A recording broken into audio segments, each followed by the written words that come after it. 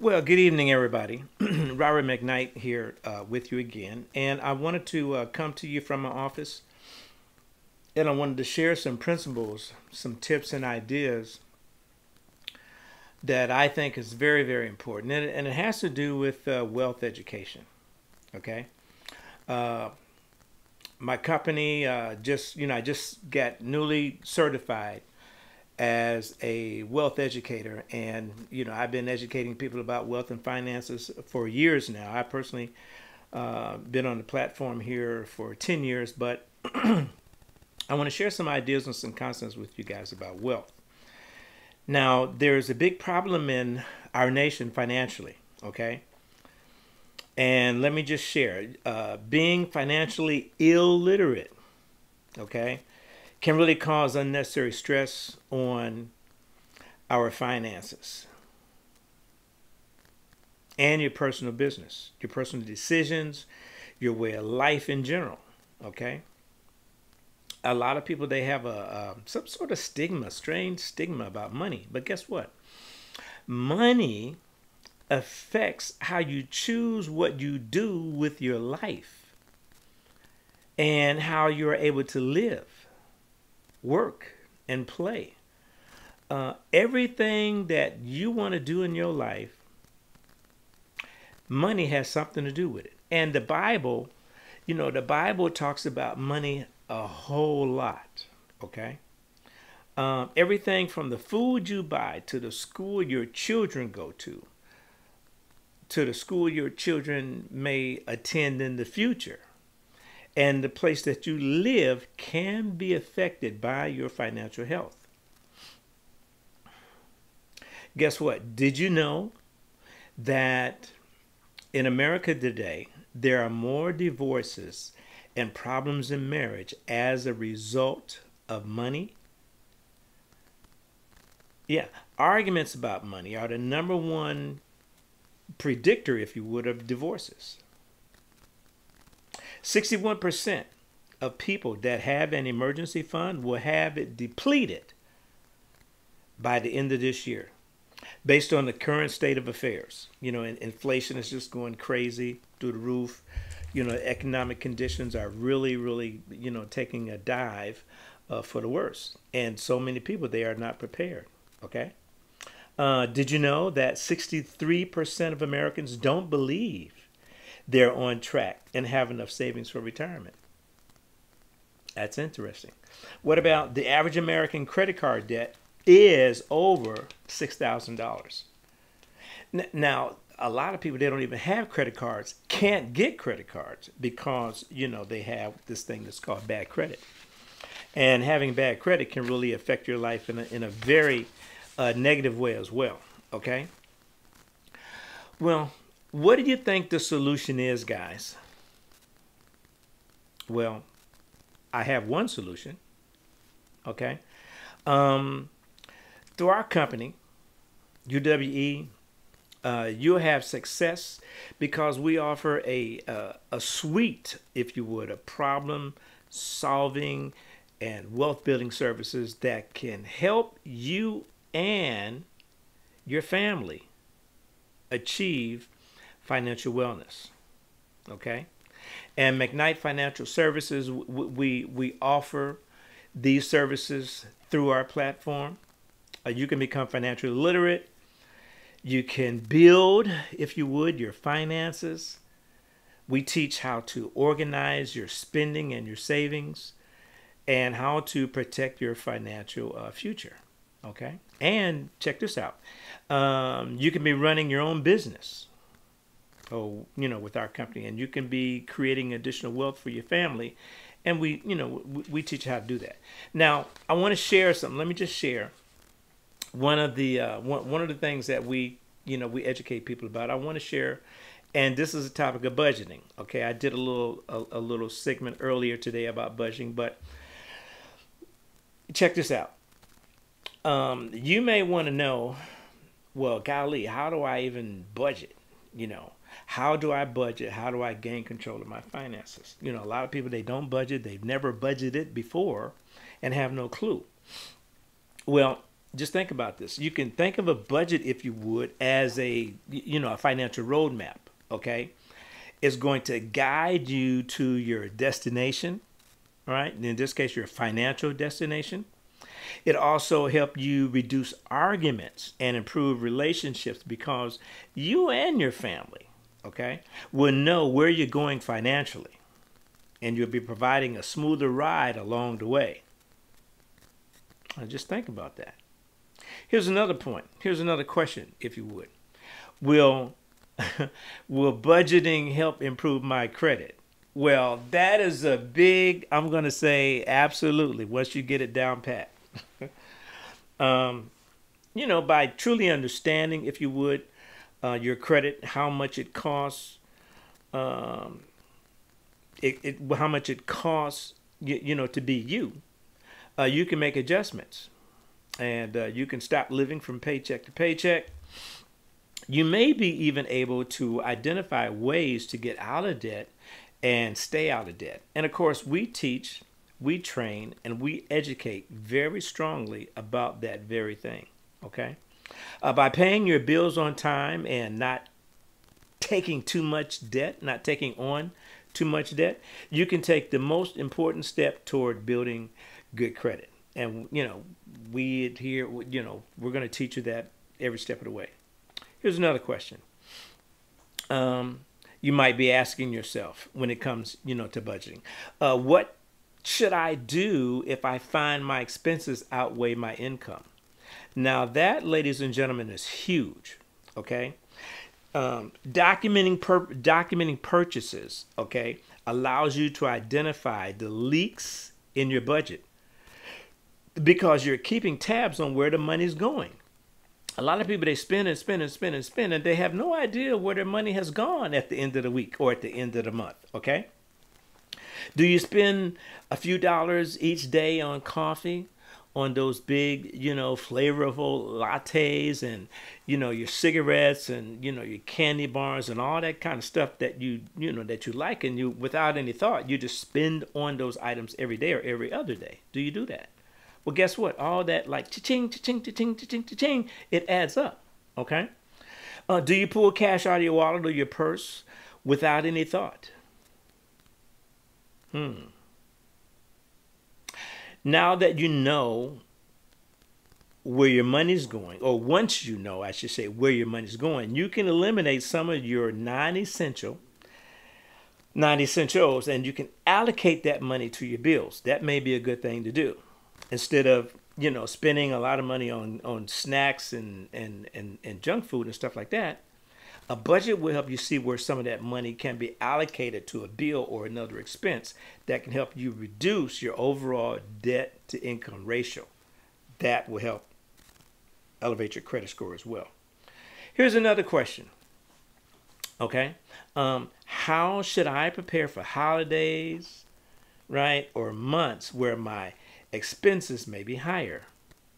Well, I just want to throw this is a little caveat. This is a McKnight-ism's perspective. Okay, holidays and those kinds of events, they're traps. Okay, they're traps to get you to do just that, to spend all of your money, go into debt, and suffer for it after the fact. But plan ahead. Plan ahead. Create a savings so that you can be prepared for those additional expenses that may, or not may rise, but they are definitely going to arise. Okay. Utilize the savings section of your budget, and you have that in our budgeting plan, and add to it as much as you can each month. This will prepare for the months that are going to be leaner when your expenses, are going to be higher, and it also help you build that emergency fund for what's, unexpected. All right. Here's another question. And this is going to be my last one on this particular point, but you may be saying, what is the best way, what is the best way, Robert McKnight? What is the best way for me to budget my changing income and expenses? Well, if your income is changing and is growing, that's a very great place to be in. If your income is changing because you're losing income, that's not as good of a place, but there are strategies to help you bounce back. So be encouraged. Okay. When it comes to your income, be conservative and guess low. What do I mean by that? Well, when you're being conservative, you don't want to just think in high terms and spend all the money that you have. You want to just, if you don't need it, if it's not mandatory, don't necessarily go out and purchase it. If your income exceeds the amount that you factored into your budget, well, all the better. But if you come to a place where you have something that was not figured into the budget and the income doesn't support that, don't enter into that transaction. That's just common sense, okay? You don't want to get caught short because you were overly optimistic. You got a little extra money. Say you may have gotten a $10 raise. Most jobs, they don't pay very much in raises. But, you get a little raise and you want to spend that money, get excited, and you go out and, you want to just spend it on whatever you do. That could be considered a trap, ladies and gentlemen. I would just say be mindful of that. Don't fall for it. If you can't afford it, don't go into debt behind it, okay? For expenses, just do the opposite and guess high. That too would give you some wiggle room, okay, when you have something unexpected pops up and, your costs, your expenditures rise, okay? I hope some of that helps. I'm going to share some more with you later this week, but I would encourage you guys, be realistic about your budget, when creating it. Be realistic about your budget. Well, what do you mean by that? Well, I mean, if you've never made a budget before, and, many of you probably haven't, but keep in mind, we help with that, okay? But you'll need to start by forecasting how much money you have every month and how much you'll be spending. The more realistic you are, okay, about each of these numbers that you're going to be finding and putting on your paper in your budget, the more likely you will be able to stick to that budget. All right. Point number 2, differentiate between needs and wants in your budget. All right. Particularly if money's tight, differentiating between needs and wants can help you stay within your budget. That's very, very important. Okay. Now, needs come first, not wants. The Bible says that God will supply all of our needs. Okay. Not our wants. Needs, they come first. And there's money. If there's money over the world, you can spend that on some of your wants. But you got to prioritize the two, okay? Point number three. Align your budget with goals and values, okay? Once you've completed your budget, study it and see if you're spending your money in alignment with your values and goals, okay? Short-term and long-term. Do this exercise after you've attempted to live within your budget for a few months, okay? It's going to be different if you've never done it before, and it's going to be like establishing a new habit. You got to do that at least 21 days. So in this case, we're talking about at least 2 to 3 months establishing your budget, okay? Now, if you're having difficulty adhering to your budget, you may be overspending on things that really aren't aligned, with your goals. So check yourself before you wreck yourself. Have you ever heard that before? Okay. Here's another point. Review and recalculate your budget, once it's established. A review of your budget every month will help you stay on track with your finances. In essence, a budget is a forecast of what will happen, and take time to go back and recount what actually happened. If you don't meet your goal initially, don't be discouraged. Just it's a new mentality. You gotta just stay committed to the objective. All right. Recalculate your budget. Where did you overspend?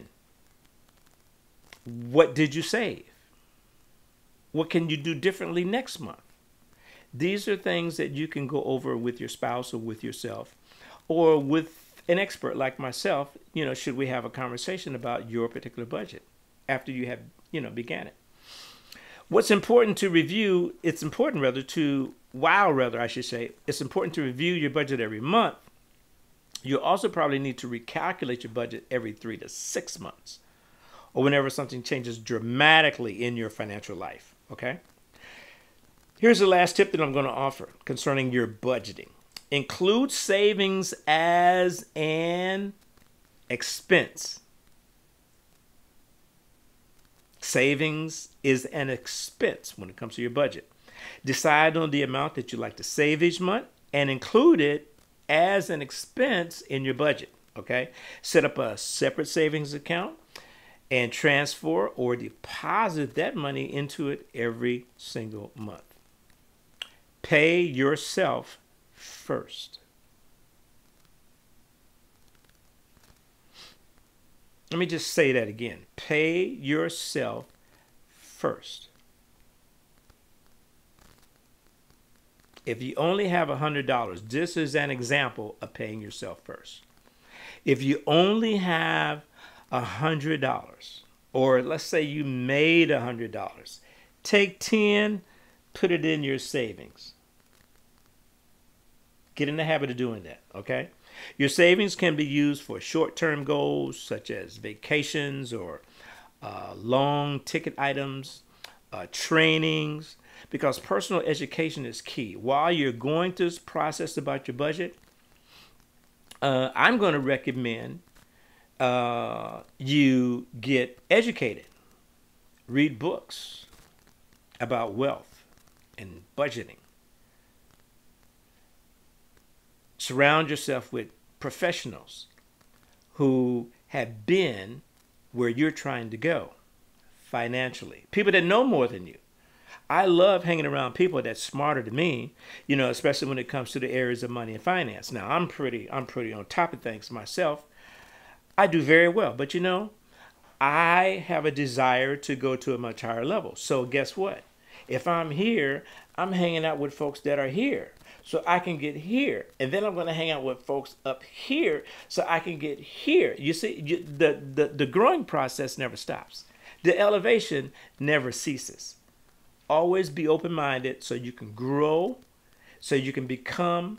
You want to be more, you want to do more, you want to have more. Well, we all have to become more in order to do that, okay? So reading books, getting more information, and acting on that information helps us to become more than what we are. Yeah, we're already awesome in the eyes of God. We're created in His image. But guess what? We have an obligation to nurture and water the seed of life that's in us.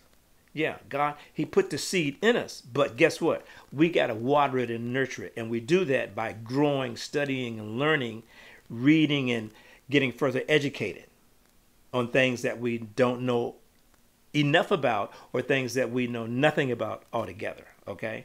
So never be afraid and never cease, ladies and gentlemen, your learning curve, okay?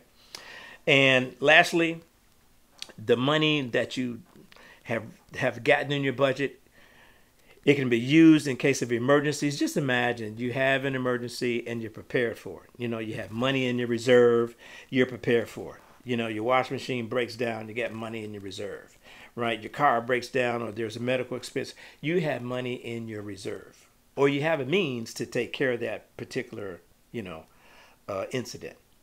This is where we ultimately are heading to get you financially literate, financially stable, financially strong, so you'll be prepared for whatever comes down financially. And guess what? Life is never going to stop. So you always have to be prepared. This is Robert McKnight. I'm your wealth educator. I hope you've enjoyed this teaching, this training. I'm on Facebook. I'm on Instagram, Robert McKnight. I'm on, I have YouTube, Robert Taylor McKnight. And so I'm an active gardener. And just as I have to, get the seeds and the weeds and whatnot out of my garden, I got to stay educated and whatnot about finances. I have to stay sharp about my budgeting to make sure that my finances always continue to grow strong. Okay? Thank you guys so much. Have yourselves a great day, and I'll talk to you later. Bye-bye. Let me sign out.